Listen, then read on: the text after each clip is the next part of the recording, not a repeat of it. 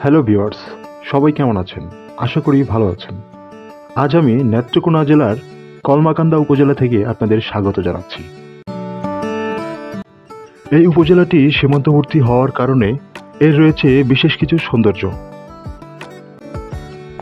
এর মধ্যে অন্যতম হচ্ছে ছোট বড় পাহাড়, যা দূর থেকে দেখতে খুবই সুন্দর লাগে।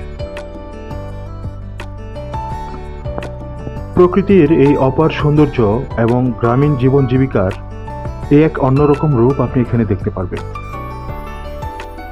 চারপাশে সবুজে মোড়ানো ধান ক্ষেতগুলো দেখতে এতটা চমৎকার লাগবে, সেটা এখানে না আসলে বোঝা যাবে না। এরকম পরিবেশে যে কেউ এসে মন ভালো করে নিতে পারে।